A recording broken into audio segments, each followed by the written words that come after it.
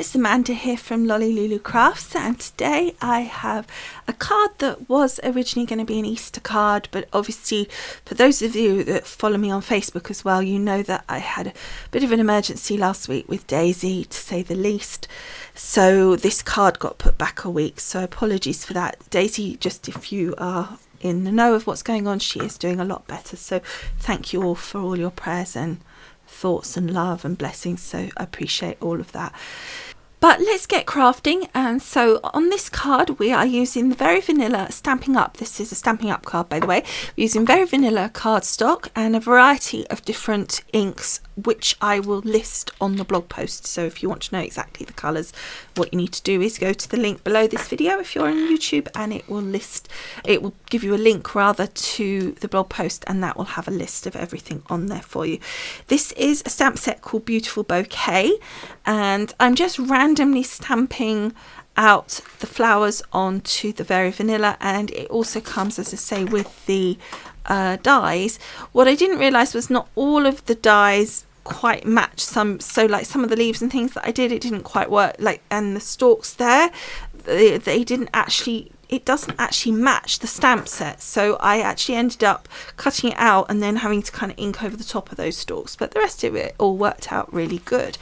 Then I've got this beautiful lace card also from Stampin' Up. It came as like a little tin that you got these lace cards and then these envelopes as well with it.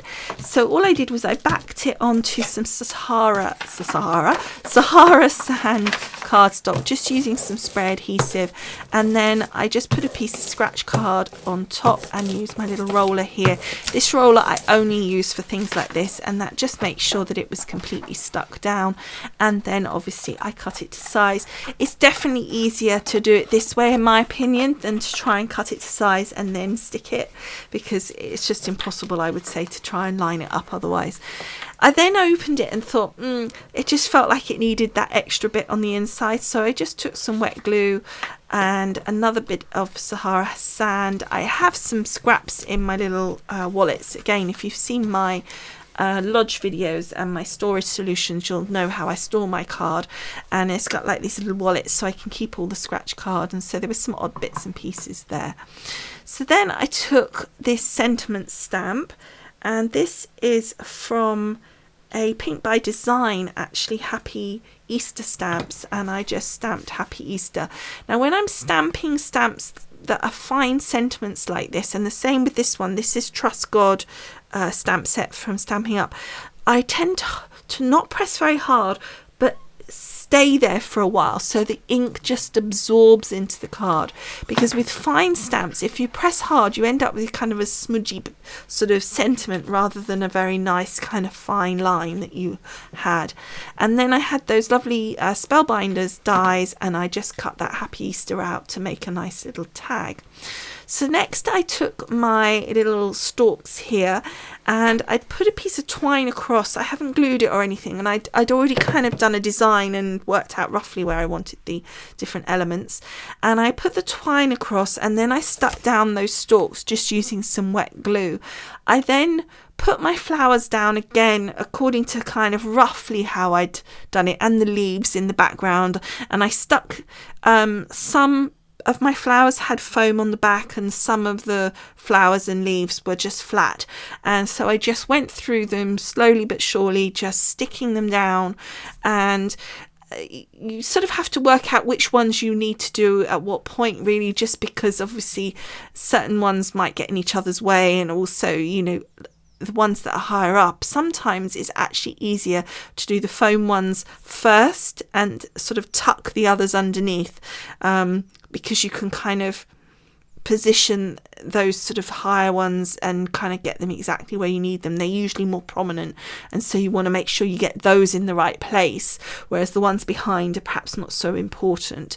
And as I say, these little ones, I was just adding some wet glue and just just popping them in, and they weren't even perfect to my original design that I did. It was just a rough guide, so I knew roughly what I wanted, and I just think it came out really nicely. I deliberately left kind of a bit of a gap down that bottom kind of right side, and then I'm taking my tag that said Happy Easter. Now of course this can say anything. It could say get well, it could say happy birthday, so I'm not particularly advertising this anymore as an Easter card, because obviously it's pretty much Easter now by the time you guys are going to see this.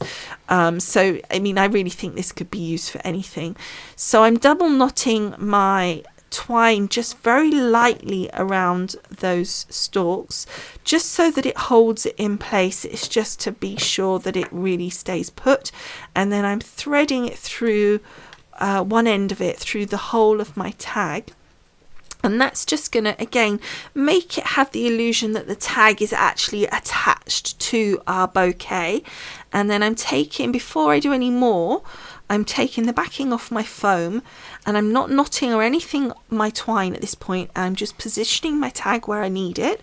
And then I'm going to actually do the bow on my twine.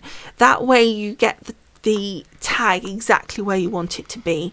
And then I just did a basic bow, cut the twine tails to size, and I ended up with this lovely bouquet of flowers. However, when I looked at it, I was like, it's too high. There was so much at the top and there was nothing at the bottom, and it looked like it ought to be okay, but it just didn't, to me, work. So I took Jar of Love stamp set and I stamped the little jar. As you can see, I put the water in it, and then I took the stalks from the previous stamp set and I just stamped those into it, because I realized, of course, I couldn't make it hollow. Sometimes you could have a die that cuts it out, but this one didn't. So then I kind of was making sure that when I stuck it down flat, and I was making sure that I stuck it down with the stalks kind of lined up with the stalks that were already on the card. And then as a final little touch, I just added that bee that was on the little stamp set, and I just thought he was kind of cute. And it's quite a subtle little bee, and I just coloured him in using some of the Stampin' Up markers, and I just felt that really finished it off nicely. And I think adding that jar just balanced it. I mean, if you don't want the jar or you haven't got that set, then obviously just lower the whole thing slightly. I just misjudged, I think, where I needed it. It looked like the stalks were in the right place, but they just needed to be a bit lower. So just take that into account perhaps when you do it, if you don't want the jar. But otherwise, that is it. The only thing I would say was, but afterwards I did add a little glitter to the water and even a little bit to the flowers. This is Mum. This was for somebody that she wanted to post it to, and she's like obsessed with anything having glittery on it, so that was why I added it. So that was added on later. It was just some crystal stickles. So that's the card finished, and as I said, do go on over to the blog post, take a look at, you know, exactly what was used.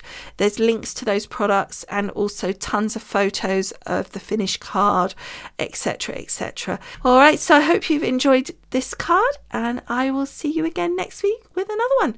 Thanks so much, and bye for now. Bye.